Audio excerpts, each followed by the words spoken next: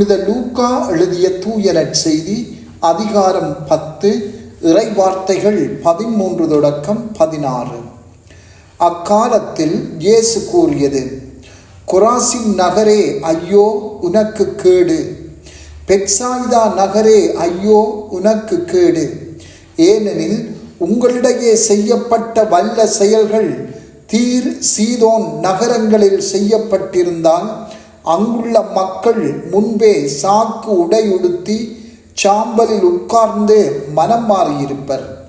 எனினும் தீர்ப்பு நாளில் தீருக்கும் சீதோனுக்கும் கிடைக்கும் தண்டனையை விட உங்களுக்கு கிடைக்கும் தண்டனை கடினமாகவே இருக்கும்.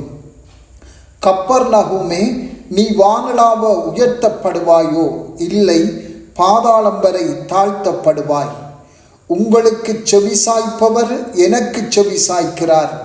உங்களை புறக்கணிப்பவர் என்னை புறக்கணிக்கிறார். என்னை புறக்கணிப்பவர் என்னை அனுப்பினவரையே புறக்கணிக்கின்றார். சிந்தனை: நாங்கள் யாராவது எப்போதாவது சாக்கு உடையுடுத்தி சாம்பலில் உட்கார்ந்தோமா? இவ்வாறு செய்வது நாங்கள் கேட்கும் இறைவார்த்தைக்கு கொடுக்கின்ற பதிலாகும். கொராசின், பெத்சாயிதா நகரங்களில் யூதர்களே வாழ்ந்தார்கள். அங்கே இயேசு பல வல்ல செயல்களை செய்திருந்தார். அவற்றை கண்டு அவர்கள் மனம் மாறவில்லை. எனவே இயேசு கூறுகிறார்: இங்கு செய்யப்பட்ட வல்ல செயல்களை பிற இனத்தவர்கள் வாழும் தீர் சீதோன் நகரங்களில் செய்யப்பட்டிருந்தால் அவர்கள் எப்பவோ சாக்கு உடையுடுத்தி சாம்பலில் உட்கார்ந்து மனம் மாறியிருப்பார்கள். சாக்கு உடையும் சாம்பலும் ஒருவர் தன் பாவங்களுக்காக மனம் வருந்தி மனம் மாறுவதன் பொதுவான அடையாளங்களாக இருந்தன. பழைய ஏற்பாடு முழுவதிலும் இச்செயல்கள் பரந்து கிடப்பதை காணலாம். நினிவே நகரத்து மக்கள் யோனாவின் போதனையை கேட்டு அரசன் முதல் ஆண்டி வரை அனைவரும் சாக்கு உடையுடுத்தி சாம்பலில் உட்கார்ந்து தம் மனமாற்றத்தை வெளிப்படுத்தியதை நாம் நினைவில் கொள்ள வேண்டும். யோனா அதிகாரம் 3:5 தொடக்கம் 7.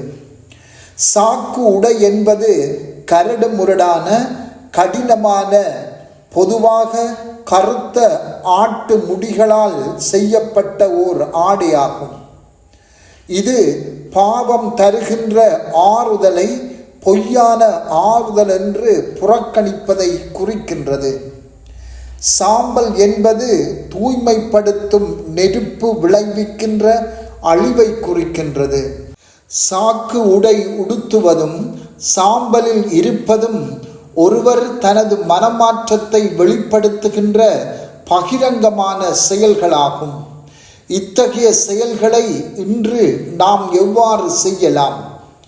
முதலாவதாக, ஒருவர் தன் பாவத்தில் இருந்து கடவுளிடம் திரும்பி வருவது என்பது அவருடைய தனிப்பட்ட உள்ளார்ந்த செயல் மட்டுமல்ல என்பதை நாம் உணர்ந்து கொள்ள வேண்டும்.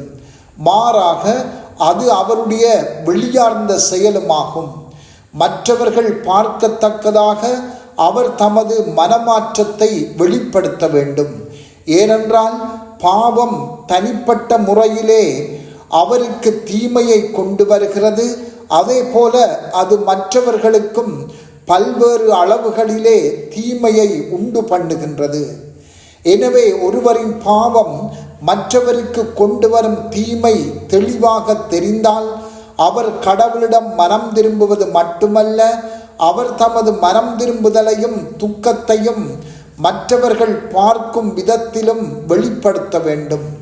உதாரணமாக, ஒருவர் கோபப்படுவதால் இன்னொருவர் காயப்படுகிறார் என்றால் அவர் கடவுளிடம் திரும்புவது மட்டுமல்ல, அதனை அவர் காயப்பட்டவரும் பார்க்கும்படி வெளிப்படுத்த வேண்டும்.